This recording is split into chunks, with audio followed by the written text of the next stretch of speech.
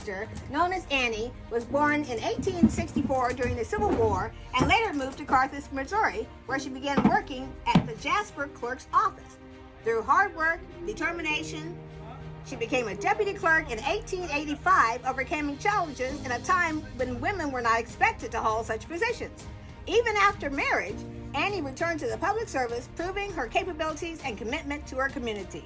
In 1890, Annie made history as the first female county clerk in the United States and the first woman elected to public service office in Missouri. Despite criticism and legal challenges, she successfully held her position and continued serving with excellence. She later remained active in politics and advocacy, witnessing women gain the right to vote.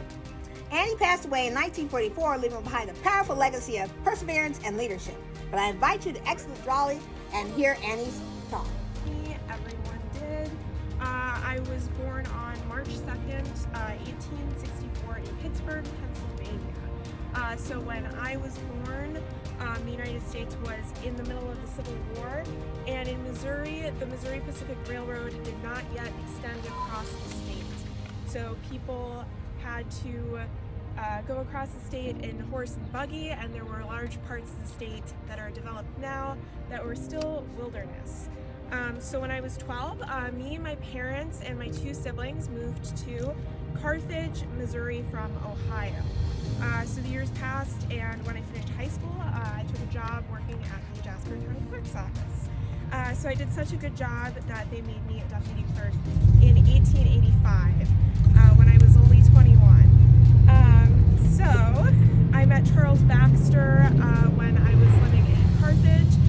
He was a dry goods clerk, and I was working at the county clerk's office, and we married in 1888. I took a break from working, but only a year later I was back at the county clerk's office yet again.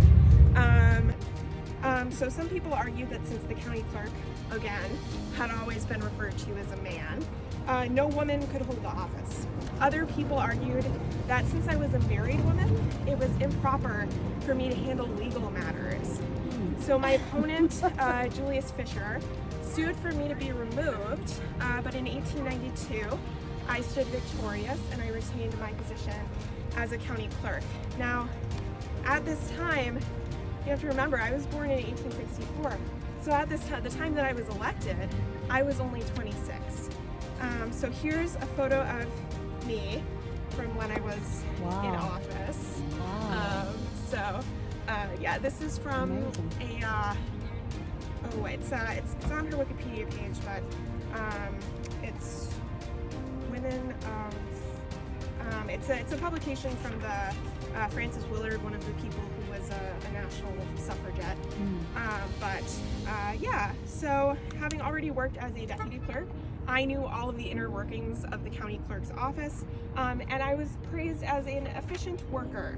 At this time, Jasper County didn't have a courthouse, so the courthouse had burned down and they were trying to get funding for a new one. So I had the additional complexity of having to work out of other buildings and not an established courthouse like the one you guys visited early in your tour.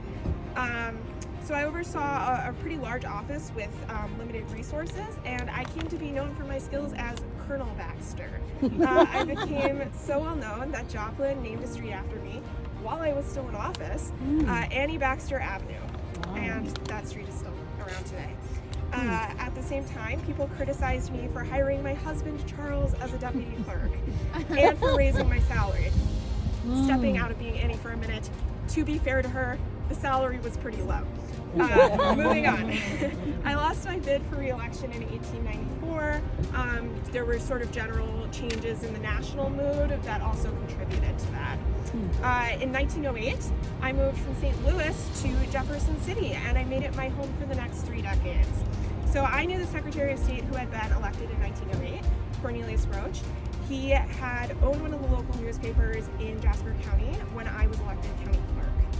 So he appointed me to the position of land registrar in the Secretary of State's office, where I recorded the sale of land owned by the state. I worked for the Secretary of State in the state capitol in an office overlooking the Missouri River for over a decade. Later, I worked as a secretary, first for the 1922 Constitutional Convention, and then for the Dean of Fine Arts at the University of Missouri, before returning from working life in the 1930s. Unlike many of the other white women involved in the suffrage movement at this time, my background was more middle class as opposed to some of the more well-known suffragettes who came from a higher class background. So I did work as well as be involved in many community organizations for a long time. In Jefferson City, I remained involved in local politics and society. I was a county and state delegate for the National Democratic Convention, and I was also involved in the League of Women Voters, the Jefferson City Suffrage League, and numerous other civic organizations. When Missouri gave women the right to vote, I was right there at the ratification.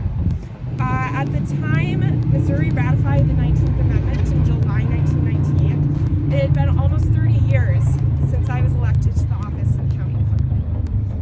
So, in 1910, Charles and I divorced. We didn't have any children, but I had a large group of friends and a very rich social life.